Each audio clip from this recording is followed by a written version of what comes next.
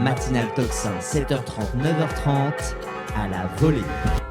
Et à la volée, je suis donc très heureuse de recevoir Kylian Schwab. Bonjour à vous. Bonjour Clémence, bonjour à tous vos auditeurs également. Merci et merci d'être là en studio avec nous. Vous êtes juriste constitutionnaliste et secrétaire général du mouvement Reprenons le contrôle. Alors on aimerait bien le reprendre, le contrôle, mais encore faut-il qu'on nous laisse la possibilité. Cette possibilité, elle existe à partir d'une procédure qui s'appelle le référendum. Et pour le moment, on en parle beaucoup. Alors le ton est donné à cette ambiance, on va dire, référendaire. La tribune du dimanche nous dit référendum, c'est que mijote Macron, c'est la grande cogitation présidentielle du moment, nous dit-on. Emmanuel Macron réfléchit intensément à la question, intensément, c'est fort quand même, voire aux questions qu'il veut soumettre aux Français dans le cadre d'un référendum. Le chef de l'État est en effet bien décidé à consulter les Français cette année. Il a lui-même fait transparaître son intention le 31 décembre à l'occasion de ses vœux. On nous dit aussi dans la dépêche, par exemple, qu'il est déterminé, Emmanuel Macron, il va annoncer la tenue d'un des référendums. Bon, pour le moment, on n'a toujours pas d'annonce officielle. Mais ce qui est sûr, c'est qu'il y a une pression et une question, celle de l'immigration. Et Bruno Retailleau a dit qu'il fallait redonner la parole aux Français sur ce sujet, un référendum sur l'immigration. C'est pourquoi nous avons décidé aujourd'hui de revenir plus sérieusement sur ce sujet du référendum. Tout d'abord, si vous pouvez nous présenter comment fonctionne véritablement le référendum et pourquoi aujourd'hui il est devenu, on a l'impression que c'est un peu la carotte qui arrive à la fin d'un cycle d'essoufflement politique. Est-ce que c'est vraiment le rôle du référendum que d'arriver à la fin pour régler les problèmes, ou est-ce qu'on ne devrait pas l'utiliser un peu comme un outil démocratique différemment ?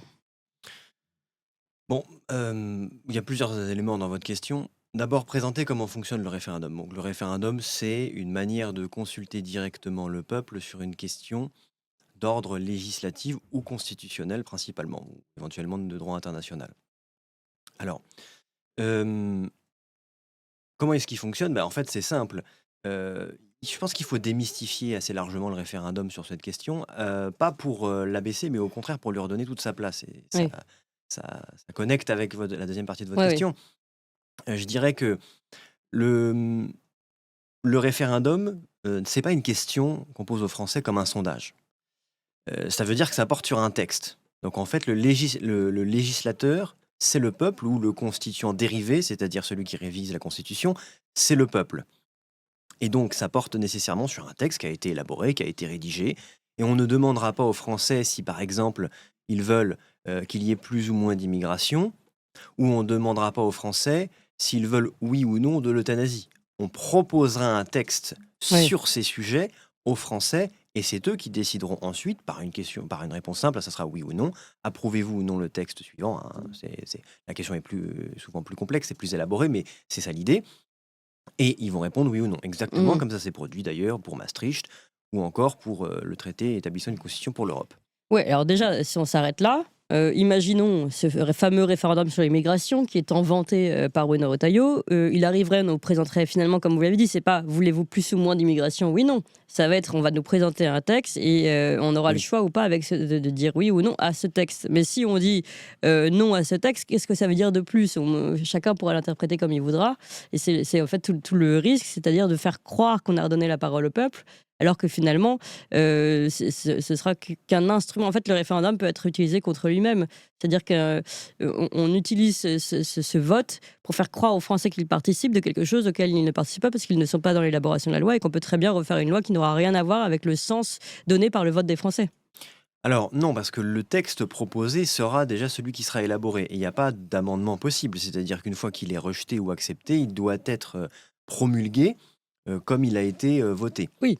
Ça, c'est si jamais il est voté. Si jamais il est voté. Et s'il est refusé ? Refusé par par le peuple. Alors dans ce cas, il n'est pas adopté, tout simplement. Oui, mais le gouvernement peut très bien avoir une nouvelle proposition de loi, d'un projet de loi pour le coup, qui soit toujours sur l'immigration, mais qui aille dans un autre sens, et en ayant donné la pression au peuple de lui avoir donné la parole, non ? Oui, c'est possible. Ensuite, de toute façon, il faut voir que si on parle du référendum sur l'immigration, par exemple, un référendum seul ne suffira pas. Alors, outre les difficultés sur lesquelles je pense on reviendra liées à ce sujet précis de référendum, il faut garder à l'esprit que de toute manière, le sujet de l'immigration, cas de la politique migratoire de la France Ouais. et du droit des étrangers ou du droit de la nationalité est extrêmement complexe et technique et touffu en fait. Hmm. Donc à moins de proposer un texte énormissime au référendum, ce qui n'est pas viable parce que ça demande aux Français d'étudier un Oui. texte qui va comprendre des centaines et des centaines d'articles, il faudra nécessairement plusieurs étapes, donc soit plusieurs référendums, en tout cas plusieurs lois, qu'elles soient référendaires, enfin, qu'elles passent par référendum ou qu'elles passent par le Parlement, et ensuite il faudra toute une série de décrets, d'arrêtés, etc. Donc c'est un chantier de très grande envergure. Si on veut réformer en profondeur le droit des étrangers ou le droit de la nationalité, ou les deux, il faudra en passer par de nombreux textes. Et donc de nombreux référendums qu'on doit à chaque fois, enfin, si on voulait faire Voilà. les choses bien et dire on fait véritablement un référendum sur l'immigration, de nombreux référendums pour chaque morceau de ces textes ou ces textes et puis on va dire, ces succursales, Oui. enfin ces sous-catégories. Alors oui, mais donc ça, on revient sur la première question, c'est-à-dire quel est le rôle du référendum aujourd'hui? Est-ce qu'il n'est pas lui-même instrumentalisé et comment on devrait l'utiliser? Parce que là, vous nous l'expliquez très bien sur l'immigration, c'est-à-dire qu'en fait, si on voulait vraiment faire un référendum sur l'immigration, il nous faudrait plein de référendums très très détaillés. Mais est-ce que c'est vraiment... Est-ce que ça... Enfin, a priori, ça ne va pas être fait. Et si ça n'est pas fait, comme ça, en tout cas, comme vous le dites, avec de nombreux référendums qui suivent ce texte, si ça n'est pas fait, est-ce que c'est pas une façon de faire croire au peuple qu'on lui redonne la parole à un moment où vraiment on voit qu'il y a un essoufflement, un énervement, qu'on a une démocratie à bout de souffle, un système partisan qui s'asphyxie lui-même? Est-ce que le référendum est utilisé à bon escient quand on parle de référendum sur l'immigration, ou comment devrait-il être utilisé aujourd'hui? Tout simplement, je peux vous répondre déjà assez rapidement, le référendum n'est pas utilisé. Oui. Il n'y en a pas eu depuis 20 ans. Et effectivement, si un référendum a lieu en 2025, ce sera le 10e de la Ve République seulement. Sachant que quasiment la moitié a eu lieu en fait entre 1958 et 1969. Mmh. Donc en réalité, il y en a très peu. Mais ça témoigne de quelque chose. C'est-à-dire que ça témoigne du fait que effectivement, le référendum est de plus en plus utilisé comme une soupape de sécurité parce que de temps en temps, il faut bien consulter directement le peuple quand ça s'échauffe. Et d'ailleurs, c'était même une idée que j'avais portée pendant les retraites, c'est-à-dire que le référendum d'initiative partagée, souvenez-vous, Mmh. qui avait été évoqué, aurait servi de soupape, c'est-à-dire de calmer les tensions Oui. à un moment où le pays était effectivement sans dessus dessous pendant les 5 mois qu'il a fallu pour faire adopter le projet. Donc, ça peut être un rôle. En revanche, Un rôle de soupape. ça peut faire partie de son rôle. En revanche, mais ça fait partie de, si vous voulez, ça présente le référendum comme une grande messe. Ouais. Et c'est généralement la manière dont, en tout cas surtout le Parti socialiste et l'UMP, du temps feu l'UMP, du temps où ils étaient dominants. Mmh. Et en fait, ils se passaient bien du référendum la plupart du temps, sauf quand ils n'avaient pas le choix. Et ils l'utilisaient uniquement, effectivement, pour servir de soupape, pour évacuer C'est la ça. vapeur. Moi, je trouve qu'il y a un certain danger à n'utiliser le référendum que dans ces solutions-là. Et je pense même que sur les questions de l'immigration qui est portée par Bruno Retailleau, je ne veux pas jeter la pierre à Bruno Retailleau, mais je pense que Bruno Retailleau va s'en servir pour accroître sa démonstration, la démonstration qu'il a faite récemment sur un plateau télé, où il disait, vous voyez, mais on ne peut rien faire contre l'immigration. À chaque fois qu'on fait quelque chose, le juge nous censure, le juge nous bloque. Vous voyez les difficultés qui sont les nôtres dues au droit international et aux juges. En fait, je pense qu'il a en partie dans l'idée de se servir du référendum comme ça. Parce C'est-à-dire, que, est-ce que vous pouvez nous expliquer oui, alors, bon, quel est son scénario finalement? le scénario, c'est le suivant. Donc, il y a plusieurs référendums prévus par la Constitution, il y en a 3 en l'occurrence, et celui-ci, ce serait le référendum de l'article 11, c'est-à-dire le référendum qui est de manière non contestée législatif, de manière contestée constitutionnelle, on y reviendra peut-être. Là, en l'occurrence, ce serait législatif, puisque ce serait, si on parle d'immigration, ce serait relatif au code des étrangers ou relatif au code de la sécurité sociale, je vais y venir. Et effectivement, l'article 11 prévoit une série de sujets sur lesquels le référendum peut avoir lieu. La réforme des pouvoirs publics, la ratification d'un traité, donc ça, souvenez-vous, c'était 2005 par exemple. La réforme des pouvoirs publics, c'était plutôt le général de Gaulle, 62-69. qu'il a utilisé de manière constitutionnelle. Mais sinon, depuis 1995, puis augmenté en 2008, on peut également faire un référendum sur la politique économique, sociale et environnementale, Oui. c'est l'ajout de 2008, de la France. Alors, il y a eu un référendum d'initiative partagée en 2024 qui est passé assez inaperçu et qui était porté par les Républicains, à l'époque dirigé par Éric Ciotti. C'était avant le siège Oui. d'Éric Ciotti, avant qu'Éric Ciotti ne devienne gardien de forteresse. Oui. Avant ça, les LR avaient proposé un référendum sur les prestations sociales versées aux étrangers. Et le Conseil constitutionnel avait rejeté la proposition de référendum d'initiative partagée, puisqu'il peut le faire, pas pour le fond du sujet, mais pour d'autres raisons. Mais par contre, il avait bien écrit que, effectivement, concernant les prestations sociales versées aux étrangers, c'était bien en rapport avec l'objet social qui était porté par l'article 11. Ce qui veut dire que C'est possible. c'est possible, en tout cas, en matière de prestations sociales. Mm. Ce qui voudrait dire, c'est pas certain, que le Conseil constitutionnel restreint le mot social à la politique sociale de la France, c'est-à-dire tout ce qui est en rapport avec la vieillesse, la maladie, les allocations familiales, etc.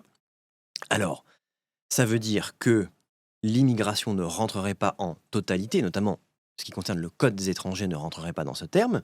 Et donc, Bruno Retailleau a dit, c'est sorti dans les médias samedi, qu'il avait une idée lumineuse, comme si c'était le premier qu'il avait eu, en disant mais on va faire un référendum sur l'immigration, mais uniquement concernant les prestations sociales versées aux étrangers. Ça va lui servir à deux choses. D'abord, ça va lui servir effectivement à dire mais vous voyez, on vous a consulté sur l'immigration, alors que le sujet n'est pas du tout clos. Hein. En réalité, même si alors admettons que ça aboutisse et que effectivement, parce que c'est l'objectif, l'accès aux prestations sociales des étrangers soit limité, ça ne règle pas le problème. Et deuxièmement, ça va lui permettre de dire mais vous voyez, je voulais faire un projet beaucoup plus complexe, beaucoup plus complet. Mais en fait, je ne peux pas parce que le Conseil constitutionnel me lie les mains. Je suis menotté, vous voyez, venez m'aider. En fait. Je pense que ça a un objectif de ce genre. Et c'est quoi son objectif derrière ça alors, en dénonçant le Conseil constitutionnel, en dénonçant la menotte? Mais c'est de rejeter la faute sur les juridictions. C'est-à-dire, s'il ne se passe rien, si notre bilan migratoire est catastrophique, si on a 350 000 étrangers légaux à peu près par an, on va dire 300 000 nouveaux titres de séjour de longue durée, mais c'est pas de notre faute. Nous, on veut tout faire. On veut faire comme vous voulez, comme 60% des Français le veulent, à peu près d'après les sondages. On ne peut pas parce que, vous comprenez, les juges nous tapent dessus. C'est le gouvernement des juges. Alors, ça ne veut pas dire que c'est faux, mais ça veut dire surtout qu'il va rejeter la faute sur autrui. Ça, c'est très important. D'accord. Donc, notamment sur le Conseil constitutionnel, je ne peux pas faire tous les référendums sur l'immigration, enfin, en fait, l'ensemble du bouleversement qu'on souhaiterait sur l'immigration, parce que le Conseil constitutionnel me bloque. Exactement. D'accord. Donc, finalement, il jouerait le jeu ici d'Emmanuel Macron, c'est-à-dire du gouvernement Macron. Nous ne pouvons pas faire le travail. Ou vous pensez qu'il plaide pour sa propre paroisse? Bon, je pense qu'il a cessé de soutenir dans le cœur Emmanuel Macron, comme à peu près tout le monde d'ailleurs. Emmanuel Macron étant le président le plus rassembleur de la Ve République. Oui, c'est bien connu. Puisqu'il a réussi à rassembler un nombre inédit de Français contre lui. Donc, c'est effectivement le plus grand rassembleur de la Ve République. C'est vrai. Donc non, je pense qu'Emmanuel Macron... les propositions référendaires d'Emmanuel Macron poursuivent un autre objectif que ceux de Retailleau. Alors, expliquez-nous ceux d'Emmanuel Macron peut-être alors. Je pense qu'Emmanuel Macron... Parce qu'ils sont tous les deux sur le vocabulaire référendum, mais finalement derrière, chacun avec des intentions différentes. C'est parce que les vœux du président de la République, qui n'ont pas prononcé le mot référendum d'ailleurs, les vœux du président de la République ont attiré toute une série de propositions dans tous les sens, la FI, les LR. Le Rassemblement national a rappelé vouloir un référendum sur l'immigration, mais en l'occurrence, ce sont les plus cohérents, puisque ça fait des années qu'ils le font, mais ils ont rappelé à cette occasion qu'ils le voulaient. Mais en tout cas, tout le monde a été de sa proposition, et je pense que ça fait partie du plan d'Emmanuel Macron, agiter l'opinion autour de cette question. Mais Emmanuel Macron sait qu'il est le seul décisionnaire, même si le référendum se fait sur proposition des assemblées ou du gouvernement, c'est lui. Il peut soumettre au référendum, il n'a pas l'obligation de le faire. Donc c'est un pouvoir discrétionnaire, et c'est ce qu'il attend. Parce que Emmanuel Macron déteste ne pas être aux commandes, il déteste ne pas être le capitaine, il ne veut pas être l'arbitre, même si depuis les législatives de 2024, il se présente un peu comme tel, en prenant du recul, etc., en se présentant comme gardien des institutions. Ça n'a jamais été son mode d'action avant, et il ne s'attendait probablement jamais à ne pas avoir de majorité. Donc il a décidé, si je peux le dire de manière un peu triviale, de faire la nique à l'Assemblée nationale. Il va contourner l'Assemblée nationale en disant, vous voyez, vous avez décidé de bloquer toutes mes ambitions de réforme, y compris ces ambitions constitutionnelles d'ailleurs. Eh bien, maintenant, c'est moi qui vais reprendre la main. Je vais transférer la fonction législative de vous au peuple. On verra bien ce qu'il en est. Maintenant, il semblerait que plusieurs référendums soient à l'étude. Oui. Est-ce qu'il va y en avoir plusieurs? Je n'en sais rien. Ces référendums seront probablement de nature législative, même si le véritable coup de poker que pourrait tenter Emmanuel Macron, c'est de faire passer un référendum constitutionnel par l'article 11, mais je n'y crois pas trop. Je pense que ça suscitera trop de levées de boucliers contre lui. Ah oui. Il sait qu'il est détesté. En revanche, des sujets législatifs, oui. Lesquels, je ne sais pas. Parce qu'on a quand même un sujet là. Si Emmanuel Macron souhaite faire, comme vous dites, la nique à l'Assemblée nationale et leur montrer que c'est lui contre. Ce sera lui et pas l'Assemblée nationale et pas les parlementaires qui le bloquent, qui bloquent ses projets. Encore faut-il que les Français votent dans le sens d'Emmanuel Macron. Et là, Oui. on est très très loin, comme vous l'avez dit, d'un consentement promis à Emmanuel Macron sur son propre nom. Oui, mais ça dépend du sujet. Et voilà. Ça dépend Donc du sujet. il va devoir trouver un sujet qui réussit à rassembler les Français derrière lui. Alors, pas derrière lui, sur le sujet en question. Ah C'est-à-dire oui, mais bon. il y a forcément des gens qui vont voter contre parce que c'est Emmanuel Macron qui l'a proposé. Mais vous voyez que la manière dont il l'a dit et la manière dont, depuis quelques semaines, ça cogite, montre qu'il n'a absolument pas l'intention, à mon avis, de prendre sa responsabilité, de mettre en jeu sa responsabilité en Ouais. disant « Je vous propose ce référendum, votez oui, et je tirerai toutes les conséquences d'un éventuel non ». C'est pas ce qu'il a fait. Il a dit « Je vais vous demander de trancher des sujets ». Ouais. Donc il s'est présenté comme arbitre et non pas comme capitaine, parce que quand ça l'arrange, c'est un arbitre. Et donc, il ne mettra pas en jeu sa responsabilité. Donc ça veut dire qu'il ne prendra pas position publiquement pour ou contre. Ouais. Ça, j'en suis certain. Maintenant, de toute manière, comme vous le savez, il n'y a aucune obligation de démissionner. Il n'a aucune obligation de démissionner si le non l'emportait au référendum. Et ce qu'avait fait le général de Gaulle en 1969 était une pure décision personnelle qui, contrairement à beaucoup de décisions personnelles du général de Gaulle, ne se sont pas imposées comme coutume constitutionnelle par la suite. Et notamment n'a pas été repris par François Mitterrand, par Jacques Chirac, et donc, a fortiori, pas par Emmanuel Macron. Alors, si on était aujourd'hui dans un gouvernement idéal, justement, ce référendum, vous le verriez appliqué sur quelles questions et comment? Le référendum sur l'immigration Oui, non, justement, c'est le référendum, le procédé du référendum, comment pourrait-il être appliqué aujourd'hui? C'est-à-dire que justement, on voit qu'il est usurpé sur la question de l'immigration par Bruno Retailleau, on voit qu'il va être contourné, a priori, utilisé par Emmanuel Macron pour contourner l'Assemblée nationale. Donc on comprend bien qu'il est instrumentalisé à gauche et à droite aujourd'hui. Comment, si on voulait vraiment bien faire les choses, comment on pourrait aujourd'hui mettre en place, mettre en place ces questions référendaires? Sur quel sujet et comment? Il y a par exemple. Il y aurait deux branches. Il y a un droit constant, c'est-à-dire tel qu'il existe aujourd'hui, et tel qu'on pourrait le voir si on réformait notamment la Constitution sur cette question. À droit constant, actuellement, l'article 11, j'écarte volontairement les deux autres. Il y a en fait un référendum sur l'adhésion des nouveaux États, d'un nouvel État à l'Union européenne, que j'appelle le référendum turc, puisqu'il n'a été créé que pour la Turquie, c'est-à-dire pour permettre aux Français de dire non à l'entrée de la Turquie dans l'Union européenne, on va être clair. Et il y a le référendum prévu par le dernier article aujourd'hui de la Constitution, à l'origine il y en avait plus, qui concerne la réforme de la Constitution, et strictement celle-ci, et qui a une procédure particulière. Si on prend que l'article 11, qui permet donc de soumettre des projets de loi au peuple érigé en législateur ou érigé en constituant selon la pratique du général de Gaulle, confirmée par François Mitterrand, je vous le rappelle. En 88, François Mitterrand dit que désormais ça a été accepté par le peuple, donc c'est une manière de réviser la Constitution. Même François Mitterrand, le président, n'est pas d'accord avec François Mitterrand, l'opposant. Mais bon, ça c'est le côté... classique. C'est le tribun contre consul de François Mitterrand. Mais Comment devrait-il être utilisé?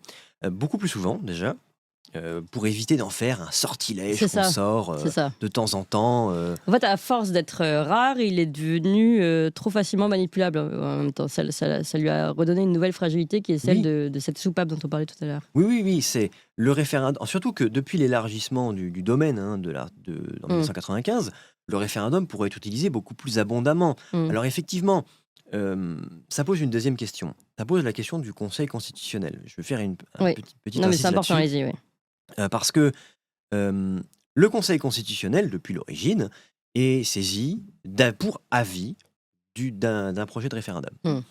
Parce qu'il y a deux moments, en fait. Il peut être saisi avant le référendum, et il peut être saisi, pour avis donc, et il avait été saisi, souvenez-vous, en 1962 par Gaston Monnerville, le président du Sénat, après le vote, mais avant la promulgation.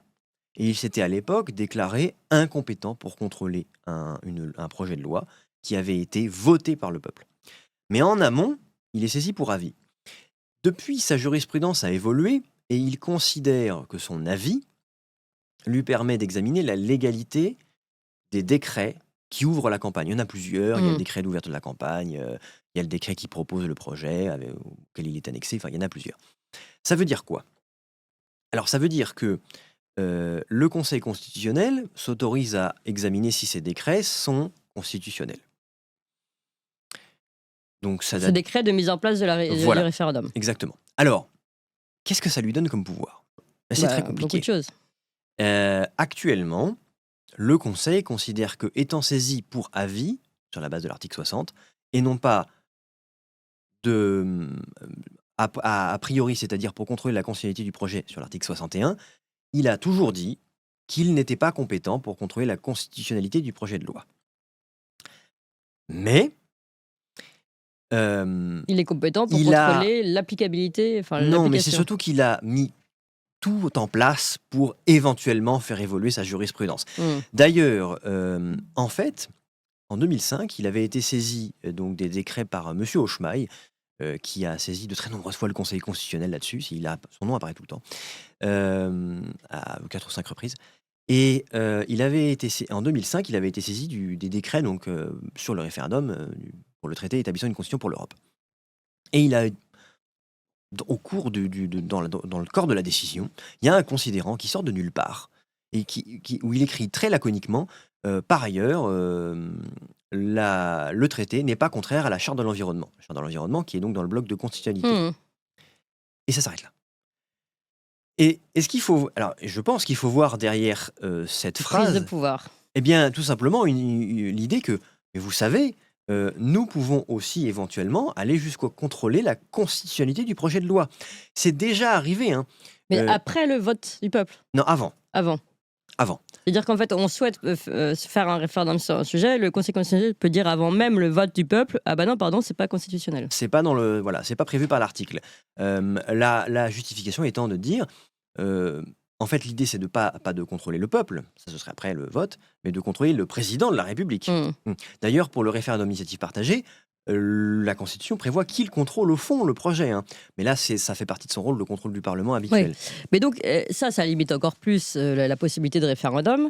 Mais il y a un drôle de jeu qui se met en place, d'autant plus que maintenant, on sait que, a priori, on devrait avoir aujourd'hui le nom du nouveau président du Conseil constitutionnel qui serait Richard Ferrand. Oui. Qui est un ami d'Emmanuel Macron. Oui. Alors, quel petit jeu peuvent-ils mener, quelle valse peuvent-ils mener ensemble quand on sait qu'on a donc un ami du président qui sera, un soutien du président qui sera au Conseil constitutionnel. Si le président souhaite soumettre un vote au référendum, est-ce que ça peut être une forme de jeu dupe qui fasse que l'un retoque l'autre, mais tout ça pour des effets de communication ou Le problème il y a des choses à craindre, de en tout Richard Ferrand, c'est pas qu'il soit proche politiquement d'Emmanuel Macron. Je vais vous expliquer pourquoi après. Le problème de Richard Ferrand, c'est que sa personnalité est entachée de scandales judiciaires. Oui. C'est surtout ça le problème. Parce qu'il soit proche politiquement d'Emmanuel Macron, c'est totalement dans l'usage de la Ve République et même dans l'usage dans tous les pays où les membres de la Cour constitutionnelle, du tribunal constitutionnel sont nommés par des autorités politiques, ce qui n'est pas le cas partout. Par exemple, ce n'est pas le cas en Suisse. Enfin, ils sont élus en Suisse, par les assemblées. Mais vous savez, le général de Gaulle n'a nommé que des gens proches de lui au Conseil Mm. constitutionnel. Il a nommé Léon Noël président, qui était un gaulliste. Il a nommé ensuite Gaston Palevski, qui est un gaulliste. Il a rejoint les Forces françaises libres en août 1940. Donc on ne peut pas faire plus Oui, proche de gaulliste, lui. oui. Gaston Monnerville a nommé François Luchaire, qui est aussi proche de lui, qui est aussi résistant d'ailleurs, mais qui est aussi proche de lui. Donc c'est pas surprenant. Mais le problème, effectivement, c'est que le premier problème, c'est qu'il est entaché de scandale judiciaire. Le deuxième problème, Oui. c'est que certes, le général de Gaulle avait nommé Léon Noël, avait nommé Gaston Palevski, mais Gaston Palevski et Léon Noël étaient des pointures en matière de droit, notamment Gaston Palevski, qui est un juriste de formation. Mm. Il avait nommé aussi Georges Pompidou d'ailleurs au Conseil constitutionnel, mais Georges Pompidou est conseiller d'État. Richard Ferrand, non. Ouais. Donc, c'est ça aussi. Ça pose un problème peut-être de compétence aussi. Même si on peut être nommé au Conseil constitutionnel à partir du moment où on a ses droits politiques et où on a 18 ans, ça ne veut pas dire qu'il faut nommer n'importe qui a 18 ans et qui a ses droits politiques. Voilà, bon, c'est tout. On aurait pu le retourner dans ce sens-là, en effet. Donc, finalement, pour conclure, avec ces annonces de référendum d'Emmanuel Macron et le rôle que pourrait prendre le Conseil constitutionnel, est-ce que vous pensez qu'il peut y avoir une forme de petit montage qui peut être utilisé, enfin une forme d'instrumentalisation du Conseil constitutionnel, de dire voilà, regardez, je vais faire un référendum, mais c'est bloqué, ou pas Est-ce qu'il y a un scénario comme ça qui peut se mettre en place? Ah oui. Alors, ça dépend des sujets, bien évidemment. Ça dépend aussi de jusqu'où ira le Conseil constitutionnel.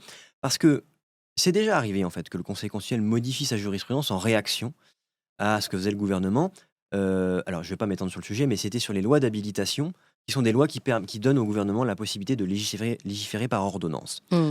Le Conseil constitutionnel a progressivement modifié sa jurisprudence en se rendant compte que le gouvernement utilisait abondamment les ordonnances pour esquiver le contrôle constitutionnel. Et donc, si on utilise plus le référendum, je vois bien le Conseil constitutionnel modifier sa jurisprudence a priori en disant je vais contrôler désormais les projets de loi référendaires, a priori. Et donc, je vais regarder si ça remplit au moins les conditions de l'article 11, voire même, mais ça c'est plus difficilement justifiable, je vais contrôler au fond. Ah ouais. C'est-à-dire, je vais contrôler la constitutionnalité de ce qui est écrit dans le projet de loi. Ensuite, a posteriori, c'est-à-dire après le vote du peuple, mais avant la promulgation par le président de la République, pour l'instant, je ne vois pas le Conseil constitutionnel modifier sa jurisprudence parce que c'est très compliqué, une fois que le peuple s'est prononcé, de dire « non, en fait, ce que vous avez fait, c'est pas constitutionnel ». Et ce qui fait qu'on risque de se retrouver dans un scénario à la Suisse. Alors, je vous explique, on a beaucoup voyagé, on a été en Turquie, on a été en Suisse, je suis un peu tour opérateur aussi.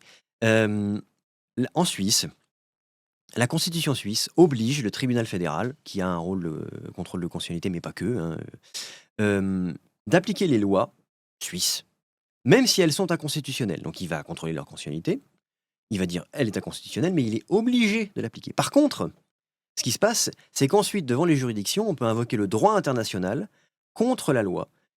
Et les tribunaux n'appliquent pas la loi si elle est contraire au droit international. Et on risque de se retrouver dans un scénario à la Suisse, Ah oui. parce que après, C'est au niveau de la jurisprudence qu'on va pouvoir Voilà. mettre les choses en ordre. et surtout en matière d'immigration, puisque c'était notre sujet au départ, l'immigration est un sujet très, très contentieux. C'est le plus gros contentieux en volume du pays, de très, très loin.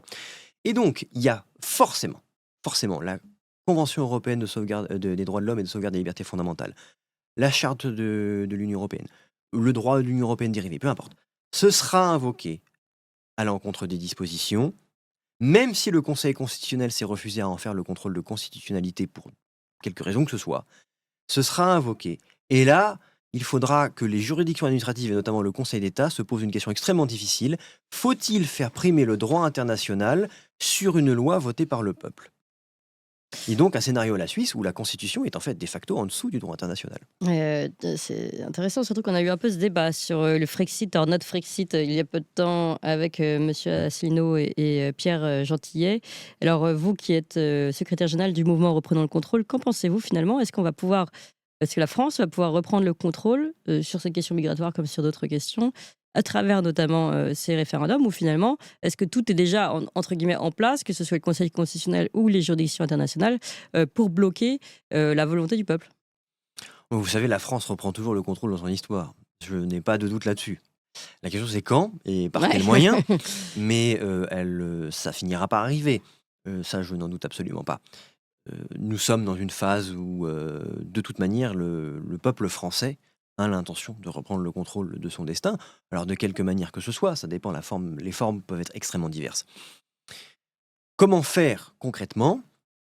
Alors, je peux pas, c'est très très long, hein, je peux pas tout détailler, Ouais. mais si l'on parle du contrôle de constitutionnalité, la seule manière de limiter le contrôle, enfin, du moins, la liberté d'action du Conseil constitutionnel, si c'était la volonté de le faire, il faut tout simplement reprendre et modifier la Constitution pour limiter. Le bloc, l'élargissement du Oui, bloc de mais c'est constitutionnalité. terrible parce que, en fait, la souplesse de la Constitution qui était voulue par le général de Gaulle, pas que par le général de Gaulle, mais notamment par lui, parce que c'est lui qui l'a utilisée, s'est retournée contre son créateur, puisque c'est maintenant le Conseil constitutionnel qui est devenu l'interprète fondamental et quasiment unique de la Constitution. Ça, c'est pour le contrôle de constitutionnalité. Puisque le Conseil constitutionnel ne contrôle pas la Constitution par définition, c'est la seule manière de limiter, disons, sa liberté d'action Oui. en mettant des dispositions précises. Mais on ne peut pas non plus gonfler la Constitution au point d'avoir des milliers d'articles. Hein. Oui, mais C'est pas même, et possible. si on veut modifier la Constitution, on est obligé de passer par le Conseil constitutionnel, donc il n'a pas envie de perdre ses propres attributs. Non, on n'est pas obligé de passer par le Conseil constitutionnel. En tout cas, si on prend les modalités de l'article 89, non. Il faut passer par les assemblées, mais après le Conseil constitutionnel, et d'ailleurs, c'est refusé, d'ailleurs lui-même, il a déjà été saisi, hein, vous pensez bien, se refuse à contrôler la constitutionnalité des réformes constitutionnelles. Donc ça ne posera pas de problème. Après, ça dépend de comment ça se fait. Dans le détail, je ne rentre pas, mais ça peut être compliqué. Ça va être compliqué. Même, c'est pas, ça va l'être. En ce qui concerne les juridictions internationales, enfin, le droit international, le droit de l'Union européenne n'est pas le plus problématique en matière d'immigration, j'entends. C'est pas le plus problématique. Il y a des problèmes, notamment liés justement à l'égalité de traitement sur les prestations sociales, à l'alignement du statut des étrangers avec des titres de séjour et des nationaux. Bon, il y a des problèmes. Sur l'asile, il y en a. En revanche, ce qui est le plus souvent invoqué, c'est la Convention européenne des droits de l'homme et de sauvegarde des libertés fondamentales. Ouais. Ça, c'est tout le temps invoqué, même pas. Le plus souvent, c'est tout le temps. Et là, ça pose un certain nombre de problèmes, notamment en ce qui concerne tout ce qui est OQTF, expulsion. On met en rapport ça avec la vie privée et familiale, avec le risque de traitements inhumains et dégradants, la peine de mort, etc. Bon, c'est ça qui va être le plus problématique. Alors là, dans ce cas, il n'y a pas 36 solutions. Étant donné qu'on ne peut plus dénoncer la compétence de la Cour européenne des droits de l'homme quand on est parti à la Convention. On ne peut plus. Bah oui. C'était possible avant, et on a mis du temps d'ailleurs à reconnaître sa compétence, nous, en France. Mais ce n'est plus possible. Donc à moins soit de dénoncer la Convention, c'est-à-dire de se retirer, soit de réformer la Constitution en disant que toute loi postérieure à un traité international et qui serait contraire à ce traité international l'emporte, il n'y a pas 36 solutions.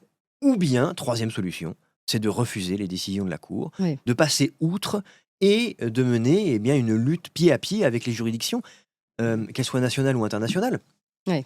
Et de toute manière, je pense qu'un gouvernement qui aurait l'ambition de véritablement réformer le droit des étrangers n'aurait pas le choix. Il faudra en passer par une période de conflit long. Donc s'opposer finalement à la Cour européenne des droits de l'homme, même si légalement elle a encore la compétence de remettre en question les lois françaises. Merci beaucoup Kylian Schwab. On l'a bien compris, cette question du référendum sur l'immigration qui est un peu jetée en pâture, jetée en soupape pour les Français, tenez, prenez un os. Elle est beaucoup plus complexe et beaucoup plus riche aussi ce qu'on veut bien nous faire croire. Merci encore, je rappelle que vous êtes juriste constitutionnaliste et secrétaire général du mouvement Reprenons le contrôle.